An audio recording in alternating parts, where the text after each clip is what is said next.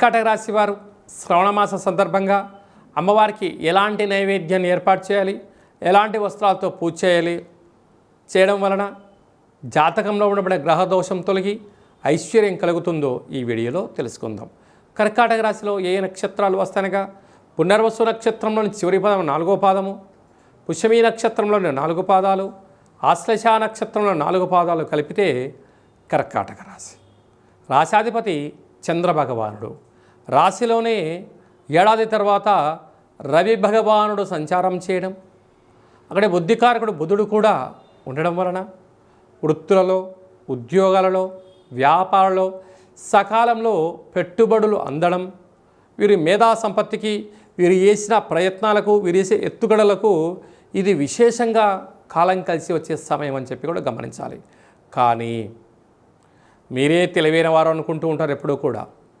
కానీ సముద్రంలో చిన్న చేపను పెద్ద చేప, పెద్ద చేపను సొరచేప, సొరచేపను తిమింగలం ఎలా మింగుతూ ఉంటుందో సమాజంలో మిమ్మల్ని మించిన జ్ఞానులు, తెలివైన పరులు ఉంటారని చెప్పి మర్చిపోవద్దు సుమా. ఎందుకనగా ఎప్పుడూ కూడా అతి తెలివి పనికిరాను. జ్ఞానంగా ఉండండి, ధర్మంగా ఉండండి, న్యాయబద్ధంగా ఉండండి, విజయాలను మీ సొంతం చేసుకోవచ్చు.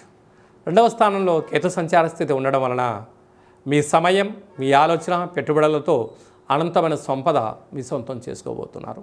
తృతీయంలో కుజభగవానుడు ఉండడం వలన తల్లిదండ్రుల యొక్క సేవ, గురువుల యొక్క సేవ, అన్నదమ్ములతో, అక్కాచెల్లెలతో స్నేహపూర్వకంగా ఉండండి. మంచి కాలము మీ సొంతం అవుతుంది. అదే కాకుండా అష్టమంలో రాహు. ఏది ఉన్నా ఏమీ లేకపోయినా వేలకు తిండి, వేలకు విశ్రాంతి అవసరం. లేకపోతే నరాల బలహీనత, అనారోగ్యము, వాహన ప్రమాదాలు, జలగండాలు పొంచి ఉన్నాయి. శత్రువులు పొంచి ఉన్నారు.